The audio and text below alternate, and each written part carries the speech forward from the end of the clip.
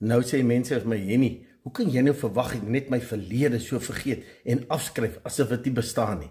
Nee, jy kan nooit jou verlede vergeet nie. Dis deel van jou storie. Maar weet jy wat, daai bladsy is verby. Dit was gister. Nou, elke dag sit vars, nuwe bladsy. Wat skryf jy vandag oor jou storie? Hoe lyk jou prentjie? Hoe lyk jou storie vorentoe? Fokus daar. En dis hoekom ek wil 'n vraag van vandag af. Kies hierdie feestyd om daai negativiteit eenkant te sit. En weet jy wat, soos ek altyd sê, die hoogste vorm van vervulling lê daarin om waarde na buite toe te voeg. En dis hoekom ek wil julle vra, bel vriende van julle wat baie in julle lewe al beteken het.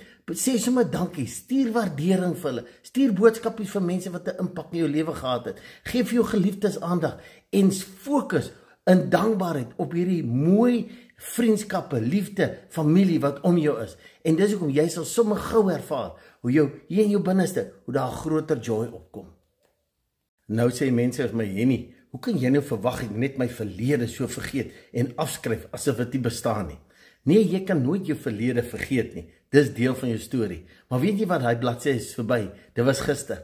Nou, elke dag sit vars, nuwe bladsy. Wat skryf jy vandag oor jou storie? Hoe lyk jou prentjie? Hoe lyk jou storie vorentoe? Fokus daar. En dis hoekom ek wil 'n vraag van vandag af. Kies hierdie feestyd om daai negativiteit eenkant te sit.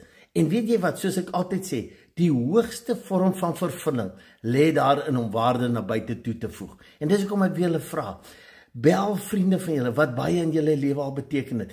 Sê sommer dankie, stuur waardering vir hulle, stuur boodskapies vir mense wat 'n impak in jou lewe gehad het. Geef jou geliefdes aandag en fokus in dankbaarheid op hierdie mooi vriendskappe, liefde, familie wat om jou is. En dis hoekom jy sal sommer gou ervaar hoe jou hier in jou binneste, hoe daar 'n groter joy opkom.